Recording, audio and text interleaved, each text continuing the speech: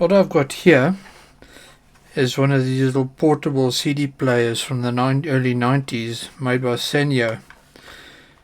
It is a CDP-190. One can still buy them on eBay for about $20, and it's still working fine. The battery compartment's still good. This can be run off an external 6-volt source. Got your headphones out and your lines out as your bass. You can adjust more bass as your volume control. So I've got it connected to the Sanyo, also Sanyo Ghetto Blaster, which I modified so that it could take this input. So I've got some music which is YouTube friendly. Now let's give it a listen.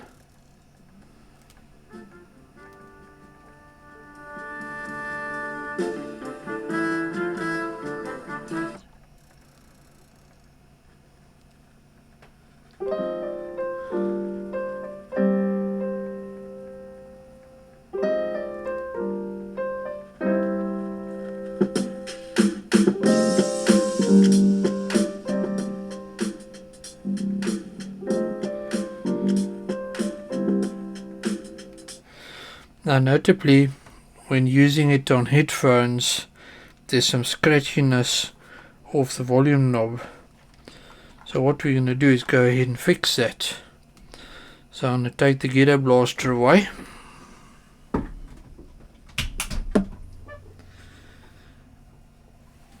Get that set aside. Without trying to cause an avalanche of things.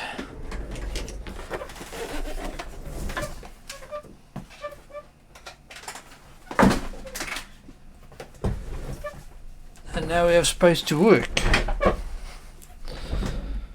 So let's get rid of our CD. Like so. Set that aside over there. Right, what do we need to do? Get the batteries out to start off with.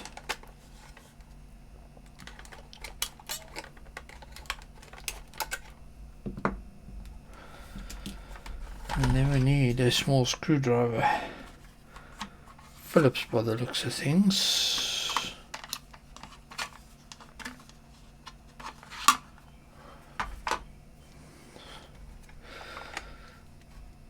Let's start taking those out.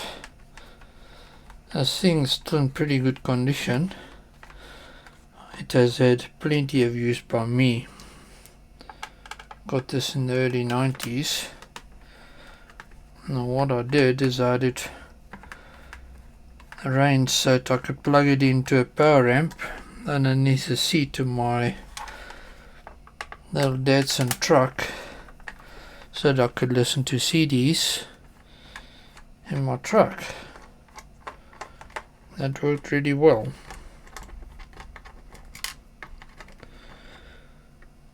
And then when I wasn't using this, I just switched over the RCAs to the output from the car stereo.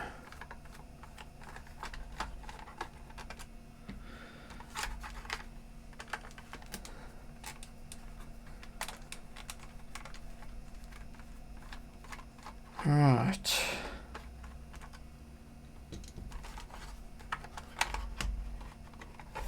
How are we doing here? Oh. Coming apart. Yeah, it is filthy inside. Okay.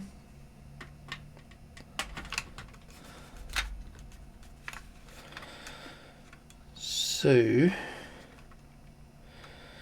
that part is attached. There's the rubber mounts for it. Anti-vibration mounts. Got 3 of them. There's our little switch for the tone adjustment. That's the word I was looking for earlier.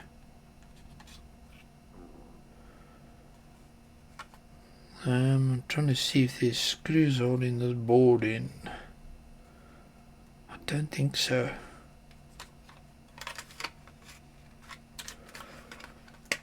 Let's close the battery compartment.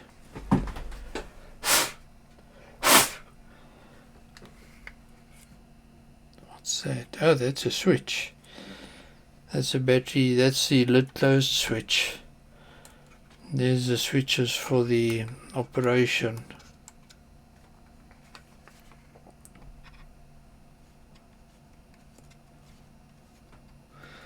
There's the offending volume knob. So what I'm going to do, get a bit of paper towel.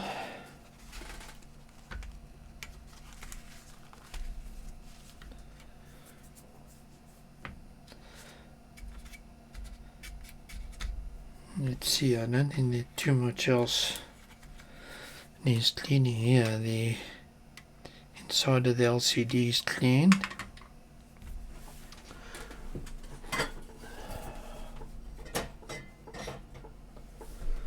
I have got some SS25 solvent degreaser, which I've always found is pretty nice for cleaning contacts inside input devices for PCs like keyboards and mice, and then potentiometers.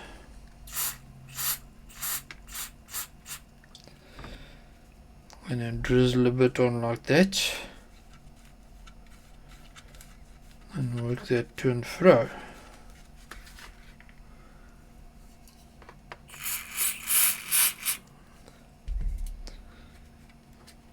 Let's see if we can get that to sort of drain out like that.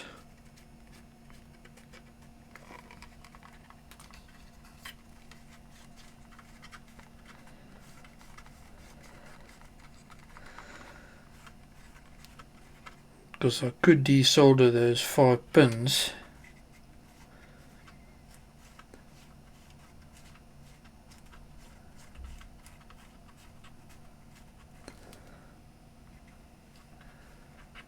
The hope is that the edge of this wheel had not cut into the tracks underneath, which is what tended to happen with this volume knob on the Sony Walkmans, as well as these Sony portable CD players.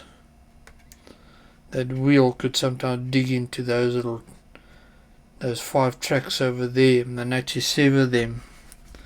And what you then need to do is go into some silver paint, rejoin them, cover it over with some Kapton tape to make it a permanent repair. Be nice if I could get this bag of Q-tips open as well. My word. And there we go. Now to finish it up, I'm going to take some of this.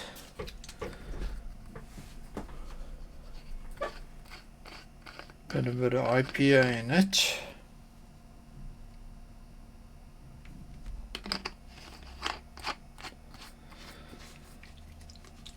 Like so. It leaves kind of a little bit of a residue.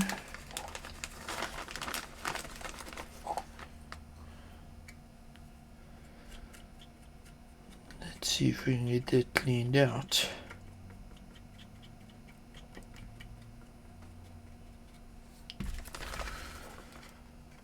Around here. A bit of schmutz coming out of there. The other thing I want to see if I can get cleaned up a bit is the switch.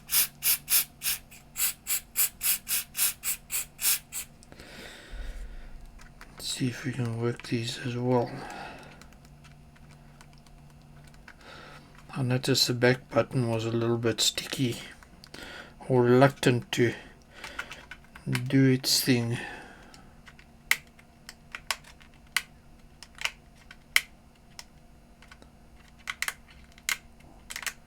Let's clean that up a bit.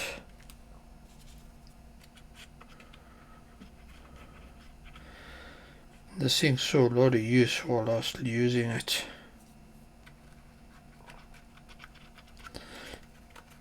Certainly, you know, foreign product. I was confusing it with Sony earlier, but Sony have a very similar sort of potentiometer inside here for the volume. I guess it was a standard port used in audio stuff back then. Clean up this PC board a bit while we're in here.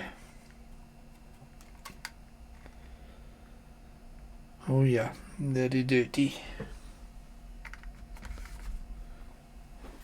Let's keep going. I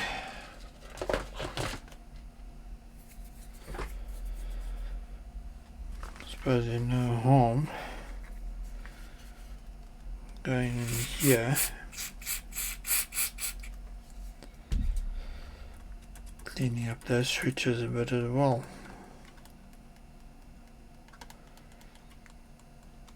It's quite amazing how easily this opened up.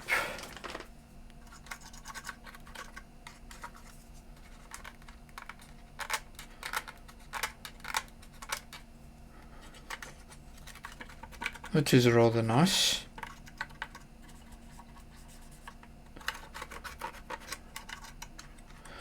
Not complaining about that for sure.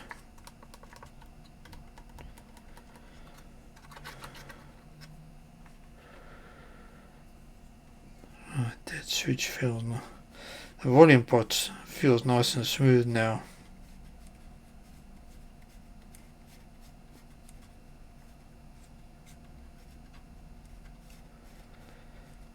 Yeah, nothing wrong there. I'm going to stay away from that area. We don't need to touch that. What else is there? Might as well clean the screen while we're here. That cleaned up with a swab. And a little bit around here. Because at one point I was a little delinquent. And batteries got left inside this.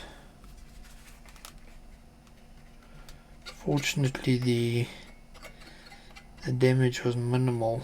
There was a little bit of crustiness on the far side of the battery compartment over here. But nothing bad.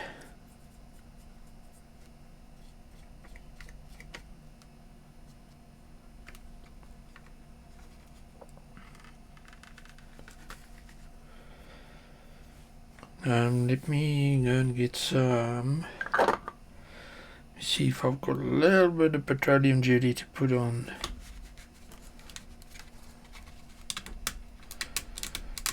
This over here because it's a bit sticky.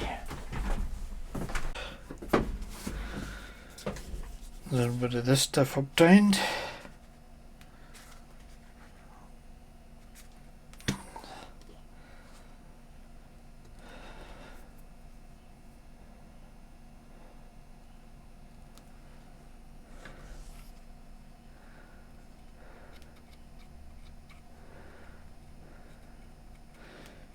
Apply some of it to the back there.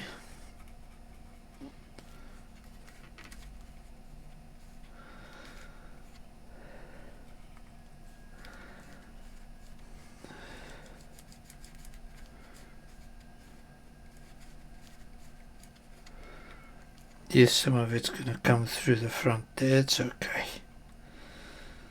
Not the end of the world.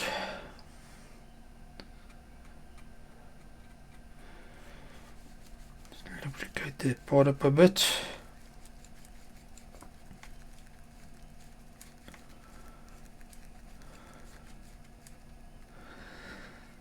Like so. And now these switches, that's another story. Let's see what we can do there. What I'm going to do, take a Q-tip and put a little bit of oil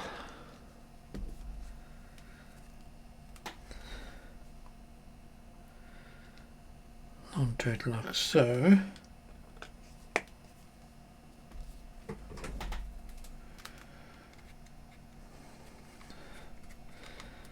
And I'm just going to dab it.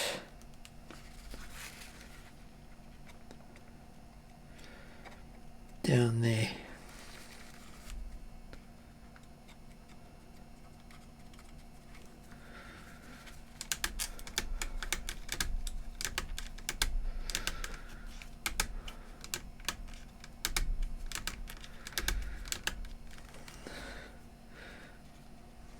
I'm going to do the same with this one.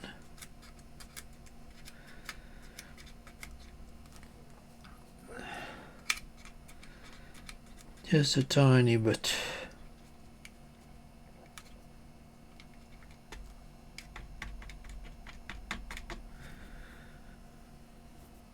Can do a little bit more on there.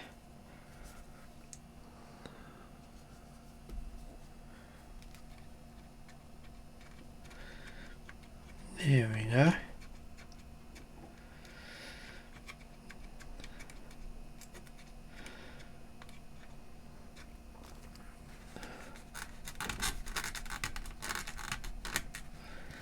That will eventually work its way around.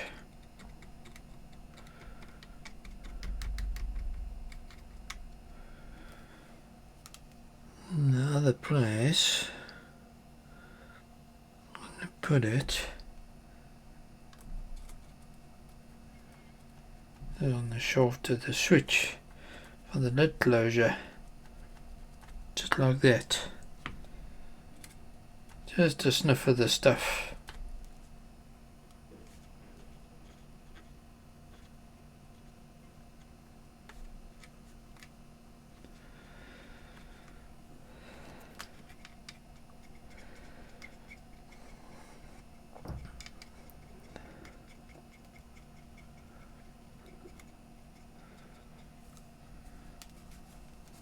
Alrighty, let's close that up so we don't end up with it everywhere. Get rid of those two. Put that away.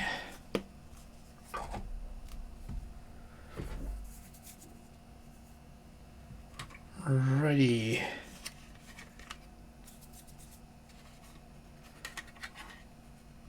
Get that closed up. It's very neat the way they have sort of got it all down to one board that sits in one half of the clamshell.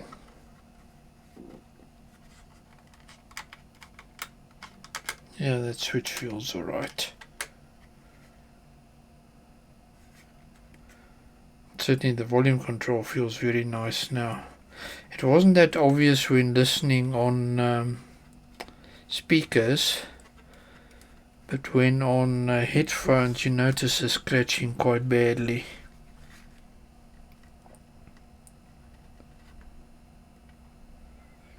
We're not going to be lifting this board out because we don't need to.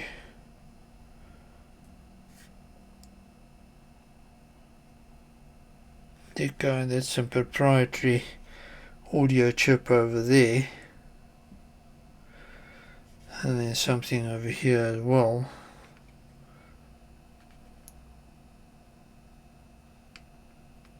There's a switch mode regulator over there, because this takes 6 volts in and then you want 3 volts for the thing to live off, so it's a buck regulator over there.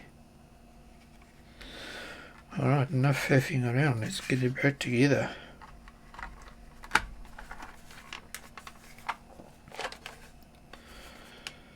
Just like that. Wow.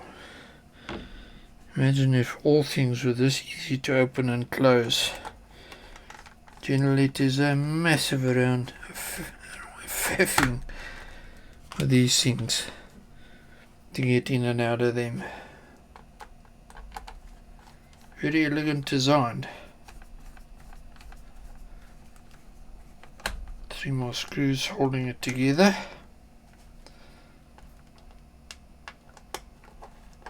And then we can put some batteries in it and see how she listens. How I listen to it.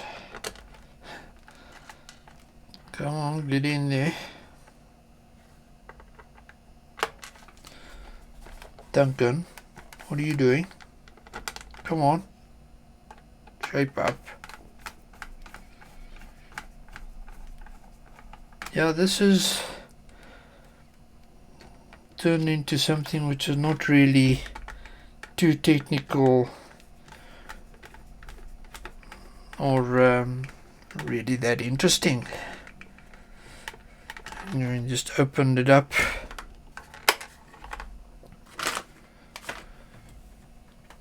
Cleaned up some stuff.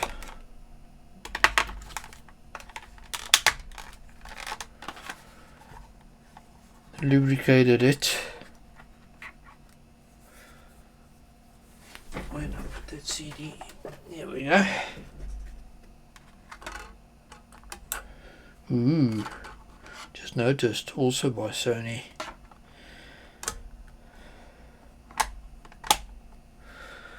Right, let's get some headphones, because that's the real test of whether we've done good or not. Get them plugged in. These are also the production. These are Sennheiser HD202s. Very nice headphones. Let's see what this sounds like.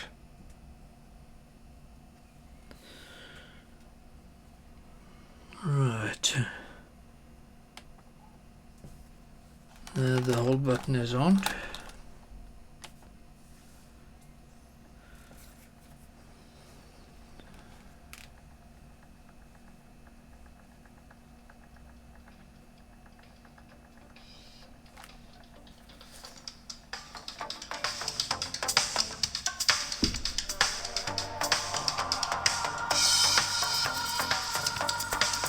There you can hear it playing.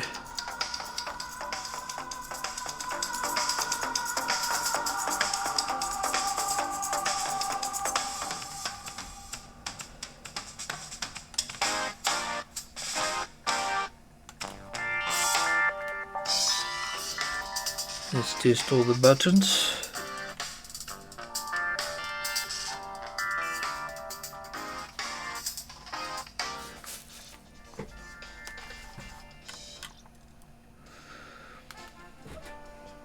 Forwards works. Let's hang the headphones up there and you guys can hear it as well.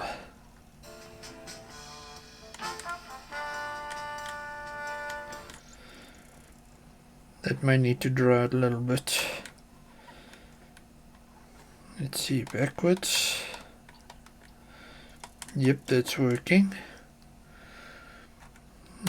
Set remain, yeah, that's working.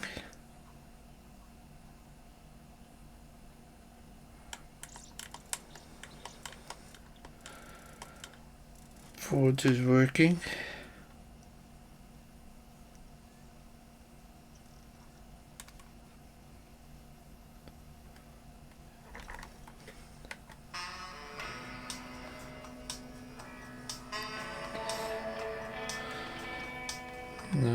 bass.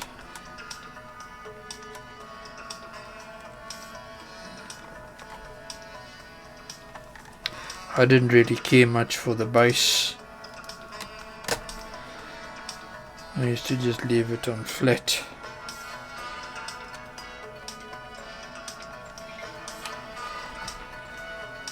Like so.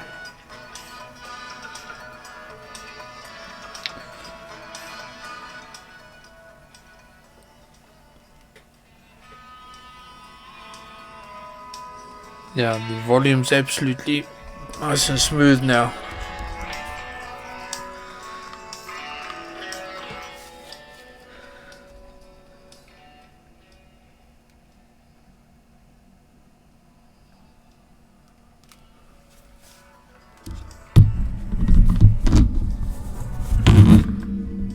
Making a noise there.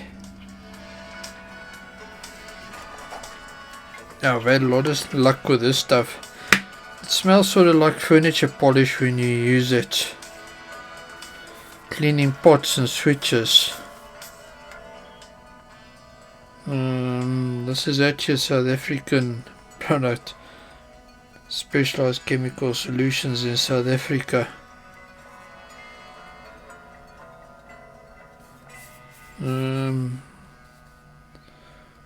I guess one would have to look up the MSDS for it.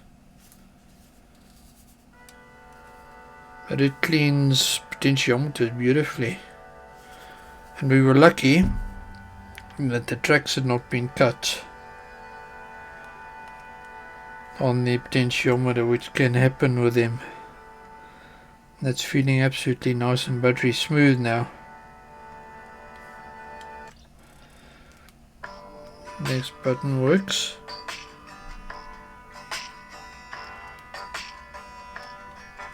Back button works.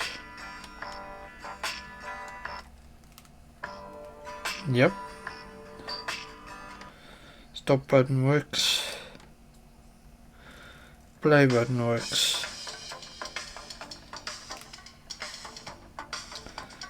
Alrighty. Nice and simple inside. I forget what they cost when they were new. It was certainly an affordable product.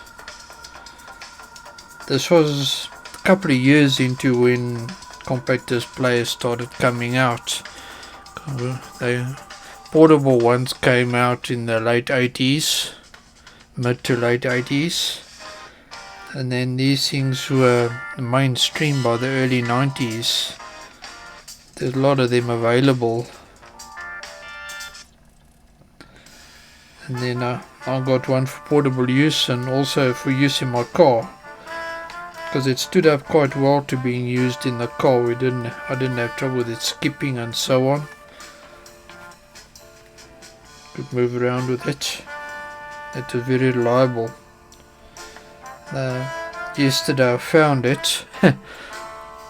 Discovered I still owned it. Decided to fire it up. I found that the volume control is not so hot anymore. So here's a little video that been cleaned up and us not having to do any major repairs.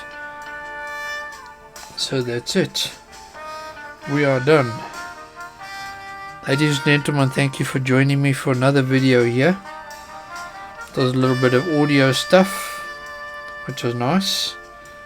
And we got this thing going again, which is nice. So, take care till next time, and I'll see you for more stuff on the channel. Cheers.